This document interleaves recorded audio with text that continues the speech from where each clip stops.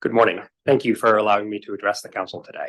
My name is Kaylin Huntress. I've been living in Oamaru for 2 years, and I moved here with my wife and 3 children. We're Americans, and we moved 11 times in 11 years in different countries around the world, and we decided to settle here in Oamaru because it's an amazing place. You have some of the cleanest air in the world blowing straight from Antarctica. You're surrounded by fertile farmland. You're full of creative and interesting people. But the water is what I want to talk with you about today. My family and I are permanent residents in New Zealand, and we recently applied for citizenship. And if all goes according to plan, then Mr. Mayor, you'll be presiding over our naturalization ceremony next year.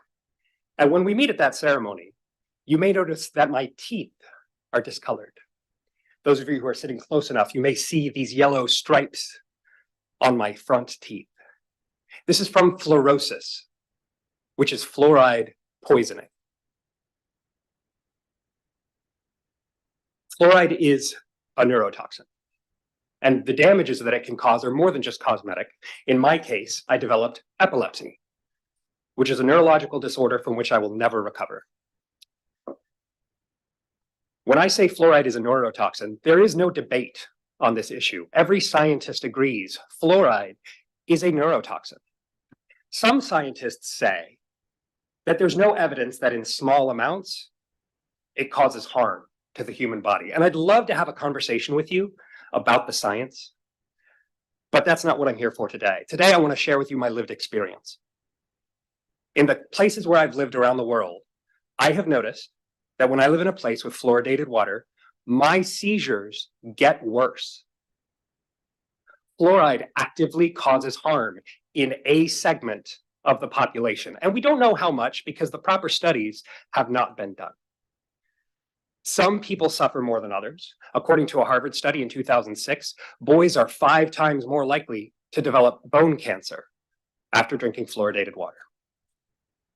We can't accurately dose fluoride in the population because some people drink more water than others. Some people are smaller and they proportionally ingest more. Adding fluoride to the water supply is adding a diluted poison to the water supply. And this affects different people differently. Now, listening to the two sides of this argument, fluoride is either a method of disposing of the toxic waste from the production of chemical fertilizer, or it is a medical treatment. If it is a medical treatment, I do not consent to this medical treatment. In 1990, the New Zealand Bill of Rights passed Section 11, where it says everyone has the right to refuse to undergo any medical treatment.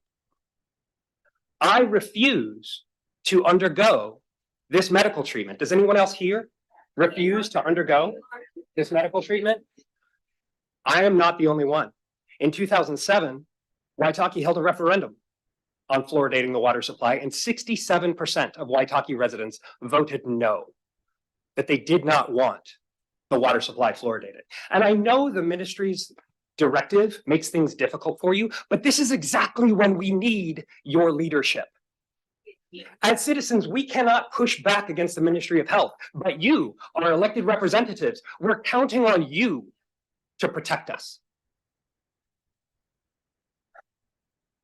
Now, if the purpose of fluoride is to improve the dental outcomes in children, we can apply it topically.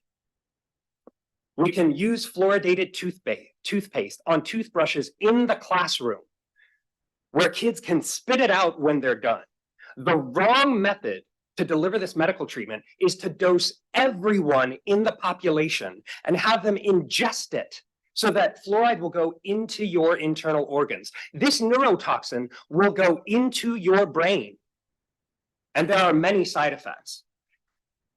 I'd like to request an injunction against the directive from the Ministry of Health, and I'd like you to hold an open public forum on this issue, because I do not consent to this medical treatment, and many people here do not.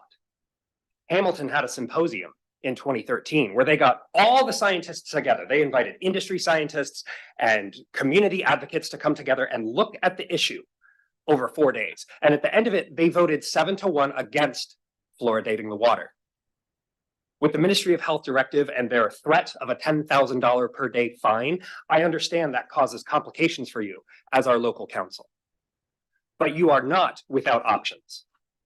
This has a list of things that you can do. I'd like to ask you to take this and pass it on. Take one copy and pass it on if you don't mind. These are things that you can do in this issue. If it costs $10,000 a day to keep from fluoridating the water, maybe the 23,000 residents of Waitaki would be willing to pay less than 50 cents a day for clean water. We should ask them. I urge you as our local council to ask the citizens of Waitaki how they want to handle this issue instead of pretending that your hands are tied, because they're not. Yeah. We're looking to you and your leadership to protect us and to protect New Zealand. Please don't let them poison our water. Thank you for your time.